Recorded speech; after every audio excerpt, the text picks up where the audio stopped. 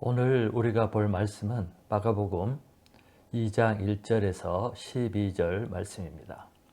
말씀 제목은 알고 보면 다 복입니다. 이런 제목으로 말씀을 살펴보도록 하겠습니다. 우리가 살다 보면 이런저런 일을 많이 겪게 됩니다.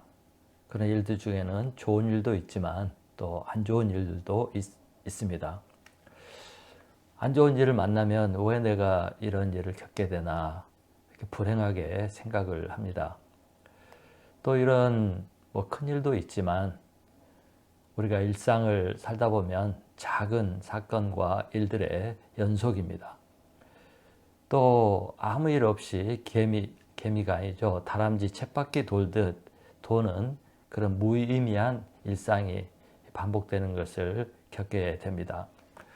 근데 우리가 겪는 이 모든 일들 속에 하나님의 역사가 있고 하나님이 함께 하시는 일들이 있습니다. 그래서 이것을 알면 이 모든 일들이 우리가 하나님을 알게 되는, 하나님을 만나는, 체험하는 복이 된다는 것입니다. 그래서 이것을 알고 본 사람들은 정말 복받은 사람들입니다. 오늘 말씀을 통해서 우리가 눈을 열고 하나님을 보는 그런 성도들이 되는 복이 있기를 바랍니다. 자, 1절, 2절을 보십시오. 1절, 2절을 보면 예수님이 이제 가버나움을 떠나 있다가 돌아오게 되었습니다. 예수님이 이 마을에 와서 집에 있다는 소문이 들리자 많은 사람들이 또 예수님을 찾아왔습니다. 얼마나 많은 사람들이 모였는지 문 앞에라도 들어갈 자리가 없을 만큼 많이 모였습니다. 제 생각에는 이 집이 아마 베드로가 거하는 집이 아니었을까 이런 생각을 하게 됩니다. 이렇게 많은 사람들이 모였고 말씀을 듣고 있을 때 한 무리의 사람들이 나타났습니다. 4명이 한 중풍병자를 침상에 메어 가지고 찾아온 것입니다.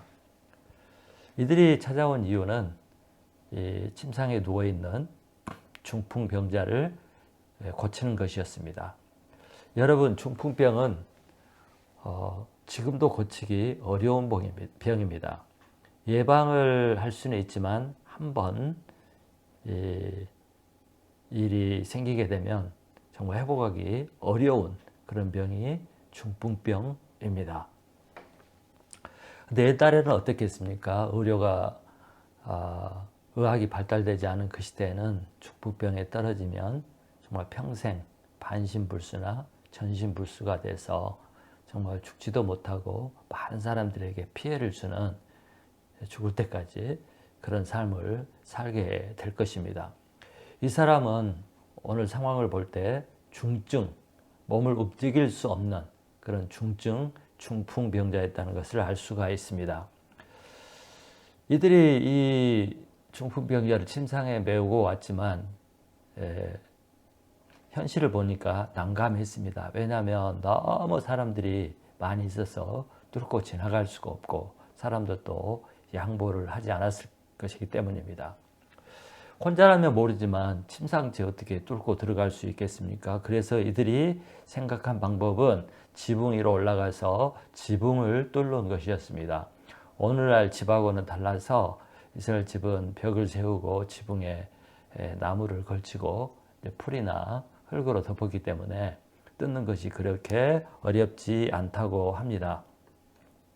결국 이들은 지붕을 뚫고 침상을 달아내렸습니다. 얼마나 크게 뚫었겠습니까? 얼마나 많은 일들이 벌어졌겠습니까? 그렇지만 뜯어서 침상채 예수님 앞에 내려놓게 되었습니다. 이때 예수님의 반응이 어떠했습니까? 5절을 보십시오. 5절.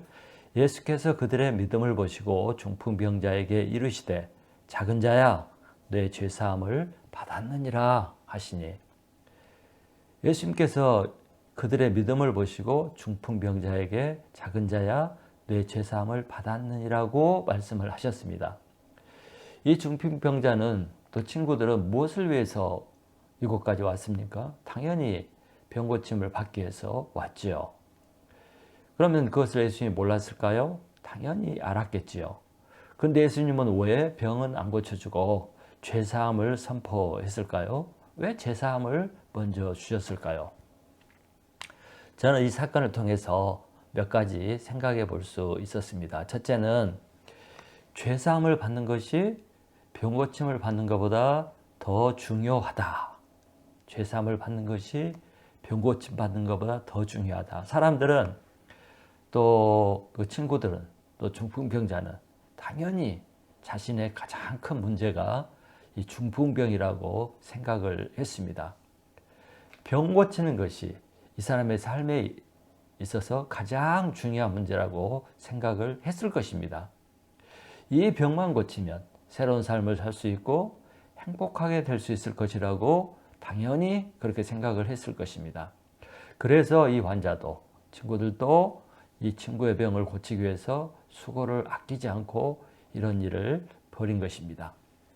그러나 예수님은 병을 고쳐주지 않고 먼저 죄사함을 주셨습니다. 죄사함 문제는 이들이 전혀 생각해보지 않은 문제였습니다. 그런데 예수님은 바라는 병은 안 고쳐주고 죄사함을 주신 것입니다. 이것은 병 고치는 것보다 죄사함 받는 것이 더 시급하고 더 중요하다. 이것을 가르쳐 주는 것입니다. 여러분, 육신의 병 고침을 받는 것보다 죄사함을 받는 것이 더 큰 복입니다. 사실 병 고침을 받았다고 해도 죄사함이 없다면 이것은 별 큰 복이 아닙니다. 왜냐고요? 결국 사람들은 병이 나아도 결국에는 때가 되면 다 죽게 됩니다.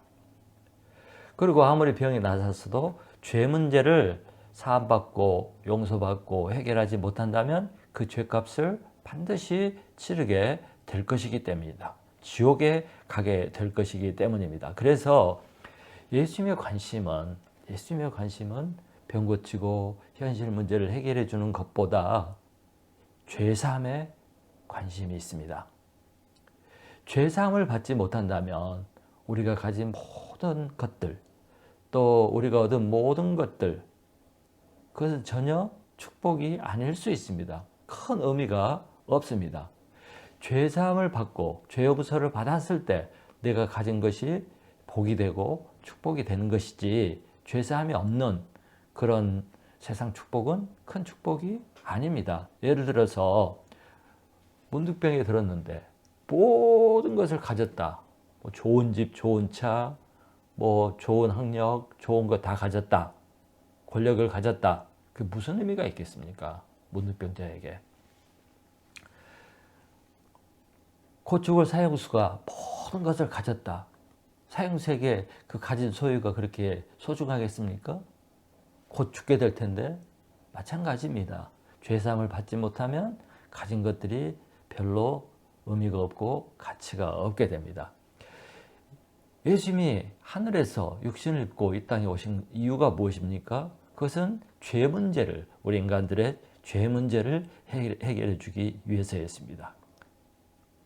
죄 문제가 가장 심각한 문제였기 때문에 그 문제가 해결이 돼야 하고, 그 문제를 해결해 주기 위해서 예수님이 이 땅에 오셔서 십자가에서 고난을 받고 자기 목숨을 내어주고 죽은 것입니다. 하나님이 우리에게 주실 하나님 나라, 영생, 이것은 다 죄사함을 받은 사람들이 얻고 누릴 수 있는 복입니다. 장차 그 복을 주기 위해서 하나님 나라, 영생, 이것을 주시기 위해서 죄사함의 축복을, 죄사함을 주신 것입니다. 그래서 이 죄사함이 진짜 복이고, 이 죄사함의 복을 얻은 사람은 오고 가는 세대에 가장 복을 받은 사람들입니다. 여러분, 세상에는 큰 복이 있고 작은 복이 있습니다. 또 잠깐의 복이 있고 영원한 복이 있습니다. 우리가 얻어야 할 것은 큰 복, 영원한 복, 그것이 진짜 복이고, 그것을 얻어야 하는데 그것이 바로 죄사함을 받는 복이라는 것입니다. 우리 다 그런 복을 받았지요. 시편 32편 1절에 보면 허물의 사함을 받고 자기 죄가 가려진 자는 복이 있도다, 이렇게 말씀하고 있습니다. 우리가 이런 죄사의 복을 받았다면 우리는 세상에서 가장 큰 복을 받은 사람들이고 정말 복받은 사람들입니다. 성공한 사람들입니다. 그래서 이 복을 받았으면 다른 거 적게 받고 다른 거 부족해도 슬퍼하거나 절망하거나 불평하거나 안타까워하지 마시기 바랍니다. 조금 가난해도 못났어도 부족해도 아파도 병들었어도 이 복을 받았다면 우리는 가장 크고 가치 있고 소중한 복을 받았기 때문에 감사하고 살 수가 있는 것이고 또 그렇게 살아야 합니다. 두 번째, 고난은 하나님의 은혜를 경험하는 축복의 통로가 된다는 것입니다. 고난은 하나님의 은혜를 경험하는 축복의 통로가 된다. 사람들은 건강할 때나 잘 나갈 때나 문제가 없을 때는 하나님을 찾지 않습니다. 그러나 죽을 병에 들었거나 아니면 큰 문제가 생겼거나 자기가 어찌할 수 없는 상황이 되었을 때 하나님을 찾고 교회에 나오게 되는 것을 봅니다. 가정에 문제가 있죠. 사랑하는 자식들에게 문제가 있죠. 또 삶에 정말 감당할 수 없는 절망적인 문제가 있습니다. 그때 사람들이 두 손 다 들고 하나님을 찾아오는 것을 봅니다. 그 결과로 하나님을 만나고 구원을 받고 또 하나님의 자녀가 되는 축복을 얻게 되는 것을 우리는 보고 알고 또 스스로 경험을 했습니다. 이 중풍병자도 이 병이 없었다면 예수님을 찾아오겠습니까? 절대 찾아오지 않죠. 관심도 두지 않았을 것입니다. 그러나 그의 병이 의사도 못 고치는 심각한 병, 불치병, 고칠 수 없는 불가능한 병이었기 때문에 예수님을 찾아온 것입니다. 그 결과 제사함의 축복을 받았습니다. 성경에 예수님을 만난 사람들의 대부분이 이런 사람들입니다. 스로보니게 여인이 예수님을 찾아왔습니다. 그 여인은 유대인도 아니었습니다. 그럼에도 불구하고 예수님을 찾아온 이유는 자기 사랑하는 딸이 귀신이 들려가지고 미쳐가지고 정말 볼 수가 없어서 예수님을 찾아온 것입니다. 먼 곳에서 찾아왔습니다. 결국 이 스로보니게 여인은 딸이 낳고 예수님을 경험하는 그런 축복을 얻게 되었습니다. 또 회당장 야이로가 12살 때는 사랑하는 딸이 죽을 병에 걸려서 죽어갈 때 예수님을 찾아와서 무릎을 꿇었습니다. 결국 예수님은 이 죽은 딸을 살려내죠.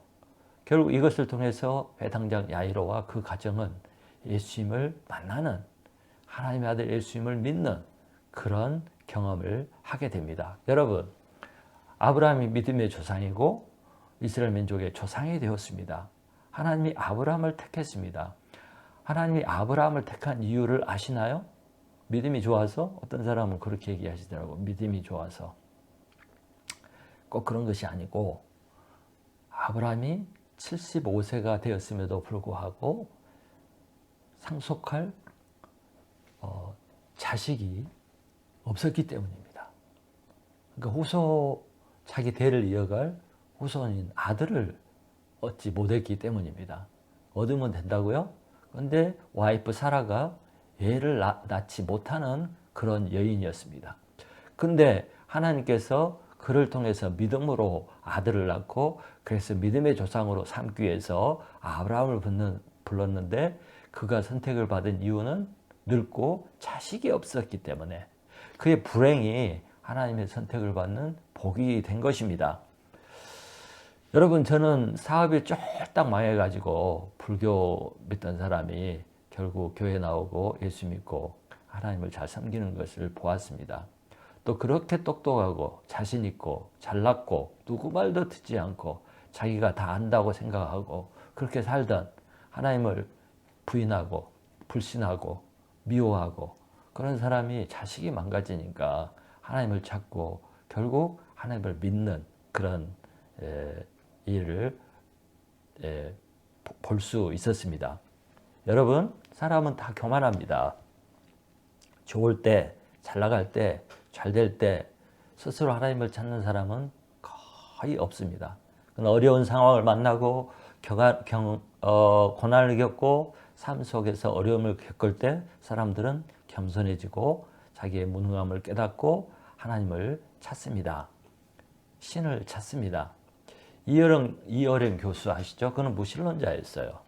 근데 사랑하는 딸이 병들어 죽게 되자 하나님, 내 딸이 믿는 하나님이 정말 계시면 내 딸을 살려주세요. 그러면 제가 하나님을 믿겠습니다. 그렇게 했어요. 결국 그는 하나님을 경험하고 하나님을 믿는 그런 믿음의 사람이 되었습니다. 결국 이런 예들을 볼 때 고난은 어려움은 정말 안 좋은 일들은 그럼에도 불구하고 하나님의 축복의 통로가 되는 것을 볼 수가 있습니다. 대부분 우리가 겪는 고난은 하나님을 경험하는 은혜와 축복의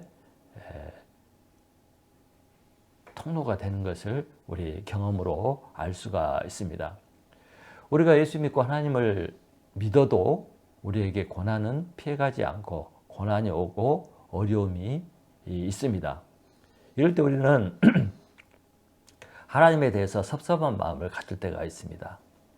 하나님을 의심하고 때로는 내 신앙생활에 대한 회의를 갖게 되는 때도 있습니다. 그러나 우리가 알아야 될 것은 하나님이 우리에게 주시는 시험은 감당할 수 있는 시험이고 또 시험 받을 때 피할 길도 주신다고 했습니다. 하나님은 고난을 주시지만 이 고난을 이겨낼 믿음과 은혜도 같이 주십니다. 그러면 하나님께서 이렇게 하신 이유가 무엇일까요?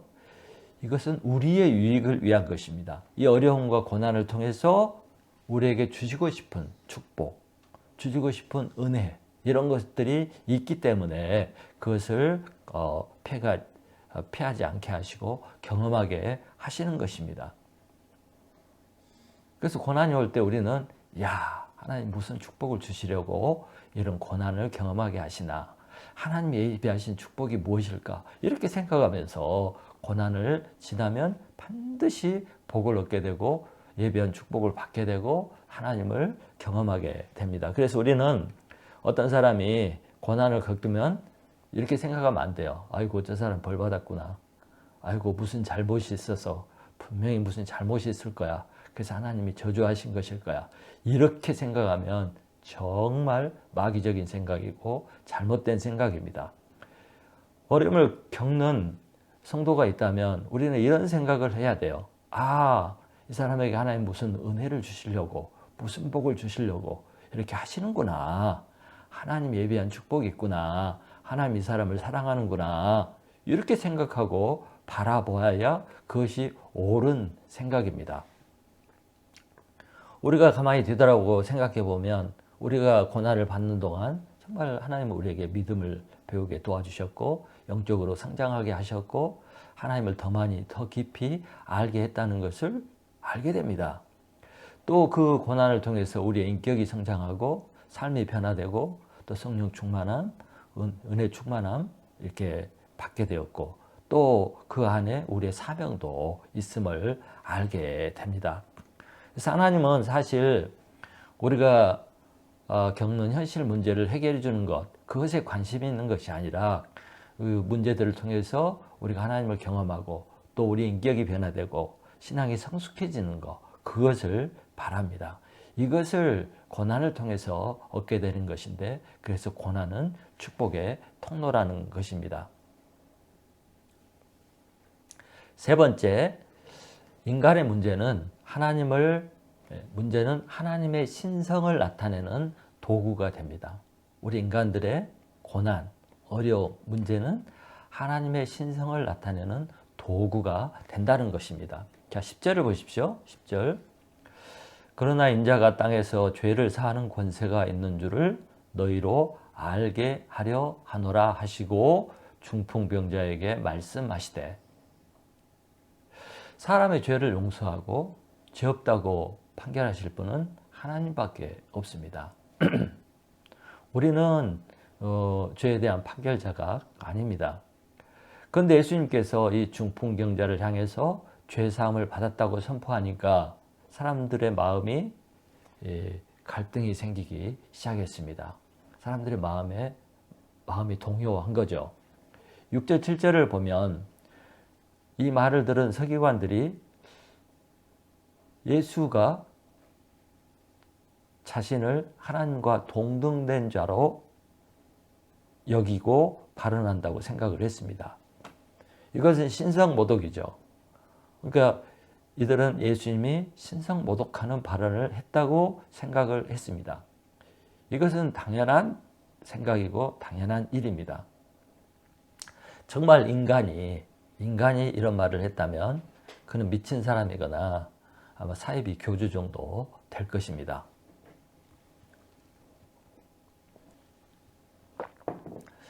예수님이 하나님의 아들임에도 불구하고 이런 의심을 받고 사람들이 동요를 했다면 그 이유가 있죠. 왜냐하면 예수님이 육신을 입고 있는 인간의 모습으로 있기 때문입니다.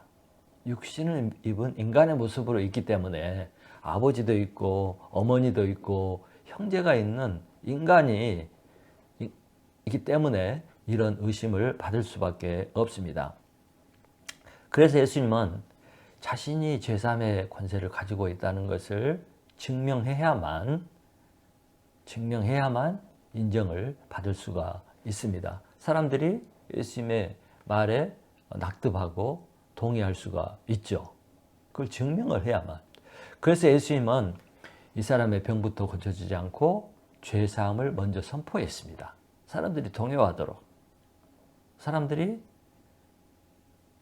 어떻게 인간이 이런 말을 할 수가 있나? 신성모독이다 하는 생각을 갖도록 먼저 죄사함을 선포한 것이죠. 그런 다음에 이 고칠 수 없는 병을 고침으로써 자신이 죄사함의 권세가 있다는 것을 보여준 것입니다. 예수님은 이 중병을 자신이 하나님의 아들임을 나타내는 도구로 사용한 것입니다. 자, 9절을 읽어보겠습니다. 9절. 중풍병자에게 내 죄사함을 받았느니라 하는 말과 일어나 내 상을 가지고 걸어가라 하는 말 중에 어느 것이 쉽겠느냐. 제가 이 질문을 사람들에게 했더니 죄사함을 받으라 하는 말이 더 어렵죠. 이렇게 말을 하더라고요. 그러면 그렇게 생각하시면 예수님이 하시는 질문의 내용을 잘 이해하지 못한 것입니다.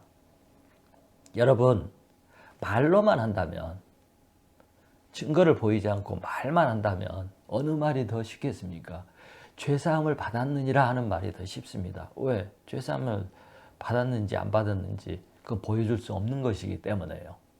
그런데 누워있는 중풍병자에게 일어나 내 침상을 가지고 걸어가라 이런 말을 하는 것은 어렵습니다. 왜? 거짓말이 금방 들통이 나겠죠. 이 병자를 고치지 못한다면 그런 말은 할 수가 없죠. 그래서 실제로 죄사함을 받았느니라 하는 말이 말로 한다면 더 쉬운 말입니다. 그래서 예수님은 내가 사람의 죄를 사할 수 있는 권세를 가지고 있다는 것을 증명하기 위해서 사람으로서는 할 수 없는 중풍병자를 자리에서 즉시 일어나게 하시고 즉시 병이 낫도록 보여준 것입니다. 결국 예수님이 이 말을 선포하자 중풍병자가 팔다리 하나 움직일 수 없었던 그 중풍병자가 그 즉시 자리에 일어났습니다. 뿐만 아니라 완쾌되어 가지고 이 침상을 들고 걸어가게 되었습니다. 이것은 엄청난 기적입니다. 신이 아니고서는, 하나님이 아니고서는 이루어낼 수 없는 그런 기적인 것입니다. 그래서 사람들은 이런 중풍병자를 고칠 수 있는 분이라면 죄사함의 권세도 있구나 하는 것을 믿게 된 것이죠. 여러분, 그 철학에 보면 인식론이라는 게 있어요. 우리가 보는 사물들, 주위에 있는 사물들을 이 사물이 어떤 것이라 하고 알게 되는 것, 이것을 인식론이라고 합니다. 근데 우리가 어떤 것을 알게 되는 방법은 두 가지가 있는데, 하나는 이성으로 아는 합리론이 있고, 또 경험으로 아는 경험론이 있습니다. 그래서 우리가 어떤 사물에 대해서 알려면 논리적으로 이것이 재료는 뭐고, 이것이 모양은 어떻고, 그래서 이것이 어떻게 사용될 수 있고, 이런 것을 논리적으로 이성적으로 판단하는 것입니다. 두 번째는 써보니까, 또 사람들이 쓰는 것을 보니까 이것은 컵이구나, 경험적으로 이건 물을 담는 거고 음료수를 담는 거구나 하는 것을 경험적으로 알게 된다는 것입니다. 우리가 하나님을 아는 방법도 이 두 가지가 필요해요. 하나는 성경 말씀을 공부하고 듣고 배움으로 인해서 이 역사적으로 또 논리적으로 하나님이 계시구나, 예수님이 하나님일 수밖에 없구나 하는 이런 이제 지식적인 인식을 하게 되는 거죠. 그 다음에 또 지식으로만 가진 믿음은 불완전한 믿음입니다. 그런데 삶을 통해서 내가 기도했더니 응답을 받고, 또 삶의 경험을 통해서 경험한 그 하나님, 경험한 하나님 있잖아요. 이걸 통해서 하나님은 계시다, 하나님은 살아계시다, 하나님의 존재를 믿고 인식하게 되는 것이죠. 그래서 이 두 가지가 다 필요한데, 예수님은 항상 이 두 가지를 사용하였습니다. 끊임없이 진리의 말씀을 선포했고, 동시에 귀신 들린 자를 귀신을 쫓아내고 병든 자를 고치고 수많은 기적을 행함으로써 사람들이 그걸 보고 경험함으로써 예수님이 하나님의 아들인 것을 믿게 된 거죠. 요한복음 10장 36절에 38절에 보면, 나는 하나님의 아들이라 하는 것으로 너희가 어찌 신성 모독이라고 하느냐. 만일 내가 내 아버지의 일을 행하지 아니하거든 나를 믿지 말려니와, 내가 행하거든 나를 믿지 아니할지라도 그 일은 믿으라. 그러면 너희가 아버지께서 내 안에 계시고 내가 아버지 안에 있음을 깨달아 알리라. 야, 너희가 내 말을 안 믿는 거? 그래, 좋다. 그럼 내가 하는 일들을 보고 믿으라. 이런 것이죠. 우리 믿음이 커가고 하나님을 더 깊이 알아가기 위해서는 이 두 가지가 다 필요합니다. 하나님을 지식적으로 알아야 합니다. 그래서 성경 말씀이 필요하고 성경 지식이 필요합니다. 그런데 믿음이 흔들릴 때가 있어요.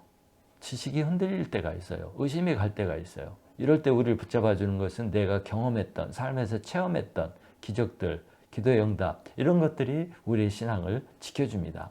그런데 어쩔 때는 경험이 또 내가 경험했던 그 하나님에 대해서 의심이 될 때가 있어요. 그때는 진리의 말씀, 성경 말씀, 성경의 약속들이 내 신앙을 지켜줍니다. 이 두 가지가 견고하게 있을 때 우리는 신앙이 흔들리지 않고, 믿음이 흔들리지 않고 신앙생활을 잘 할 수가 있게 됩니다. 우리 두 가지가 꼭 필요합니다. 그런데 우리가 성경을 읽고 예배를 드리고 또 성경 공부를 하고 성경 지식을 잘 쌓아가고 있습니다. 그런데 우리가 하나님을 어떻게 경험할 수 있을까요? 하나님을 경험해야 되지 않겠습니까?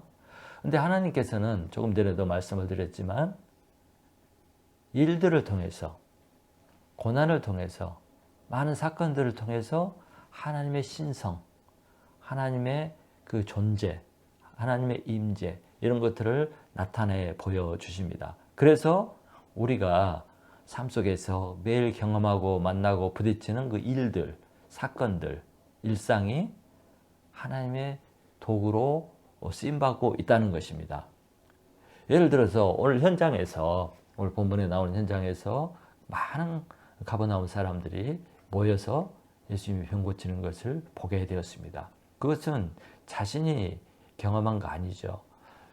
남이 병 고침을 받는 것을 눈으로 경험한 거죠. 보게 된 거죠. 이걸 통해서 그들도 예수님이 죄사함의 권세가 있다는 것을 알게 되었습니다. 예수님의 참 모습을 간접적으로 보고 알게 된 거죠. 우리는 이제 이 땅에 살아갈 동안에 아무 일 없이 죽은 것처럼 살 수 없잖아요. 우리 삶 속에는 많은 일들, 많은 경험들, 많은 사건, 일들, 사고, 만남, 뭐 일들이 있죠. 눈 뜨서부터 잠 잘 때까지, 또 잠자는 기간에도 우리는 일상을 경험하고 살아갑니다. 그런데 하나님은 이 속에 있다는 거예요. 하나님의 일상 속에, 사건 사고 속에, 일들 속에 하나님이 같이 있다는 거예요. 그래서 하나님은 이 일들 속에서, 사건 속에서, 생활 속에서 계속해서 하나님의 임재를 보여주고 계십니다. 하나님의 신성을 나타내고 계십니다. 하나님의 은혜를 나타내주고 계십니다. 그래서 시편에 보면 궁창이 하나님의 영광을 나타내고 피조물들이 하나님의 영광을 나타내고 있다고 그랬어요. 그래서 우리는 이 세상을 보고 사물을 보고 자연을 보고 하늘을 볼 때 하나님을 보고 느끼고 경험할 수 있다는 겁니다. 그것뿐만 아니에요. 내가 아침에 일어나고 눈을 뜨고 내 심장이 뛰고 밥을 먹고 화장실에 가고 이게 다 기적 아닙니까? 놀라운 기적 아닙니까? 우리는 우리의 일상은 다 기적이에요. 잠을 잘 자고 아침에 딱 눈을 뜬다는 거, 아유 안 죽고 살아난 거, 눈 뜬 거 기적 아닙니까? 밥을 먹으면 소화가 잘 돼서 이것이 에너지로 돌아가고 우리 심장이 박동하고 우리 전신에 피를 배달하고 그래서 건강을 유지하고 이런 매일매일 이런 삶이 기적입니다. 뿐만 아니라 좋은 일들뿐만 아니라 나쁜 일들 속에도 하나님이 계셔요. 우리가 경험한 엉뚱한 일이나 갑작스러운 일이나 또 평범한 모든 일들 중에도 하나님이 계십니다. 그래서 우리의 영안이 열리고 눈을 바로 뜨면 우리는 하나님의 기적을 체험하고 보고 경험할 수 있는 것입니다. 살아계신 하나님, 옆에 계신 하나님, 나와 함께 하시는 하나님을 경험할 수 있는 것입니다. 그래서 우리의 일상은 하찮은 것이 없어요. 기적 아닌 것이 없어요. 모두가 그래서 귀한 것입니다. 다 심지어 고난도 나쁜 일까지도 하나님을 경험하는 좋고 선한 일이에요. 그래서 우리는 이것을 알고 깨달으면 매일 삶과 사건 속에서 하나님을 만나고 발견할 수가 있습니다. 하나님은 지금도 이런 방식으로 일하고 계시고 이런 방식으로 우리에게 자신을 보여주고 있는 것입니다. 이것을 보고 아는 사람은 복받은 사람입니다. 마무리 짓겠습니다. 우리가 받은 복 중에 가장 큰 복은, 최고의 복은 죄사함을 받은 복입니다. 아멘. 또 우리가 겪는 고난도 복입니다. 고난이 없었다면, 어려움이 없었다면 하나님을 찾지도 않고 만나지도 못했을 사람들이 우리입니다. 고난을 통해서 우리는 하나님을 만났고 고난을 통해서 우리의 신앙이 성장하고 우리의 인격들이 변화되어 가고 있습니다. 그래서 고난은 축복입니다. 또 뿐만 아니라 우리가 살아가는 동안 삶 속에서 만나는 모든 일과 모든 사건들과 모든 사람들과 모든 것들이 하나님을 나타내고 내가 하나님을 경험하는, 하나님을 발견하는 도구가 된 것입니다. 이것을 알면 나에게 일어나는 모든 일들은 좋은 것이고 모든 일들은 축복입니다. 모든 일들은 하나님을 나타내는 기적들이고 하나님을 나타내는 신성한 도구인 것입니다. 사랑하는 성도 여러분, 진리가 먼 곳에 있는 것이 아니에요. 진리가 우리 삶 속에 있고 우리 가까이 있습니다. 우리 주위에 있습니다. 하나님이 멀리 있는가요? 그렇지 않습니다. 하나님은 멀리 있지 않고 우리 주위에, 내 옆에, 내 삶 속에 있습니다. 모든 것들 속에 하나님이 계십니다. 이 하나님을 매 순간 발견하고 알고 깨닫고 경험하면 여러분은 대박난 인생을 살 수가 있고 인생이, 삶이 행복할 수밖에 없습니다. 매일매일 기적 속에 살고 기적을 체험하는 그런 삶을 살게 된 것입니다. 그러므로 알고 보면 모든 것이 다 복입니다. 우리는 복받은 인생을 살아가는 하나님의 자녀들인 것을 믿고 기쁘게 행복하게 사는 성도들이 되시기를 간절히 축원합니다.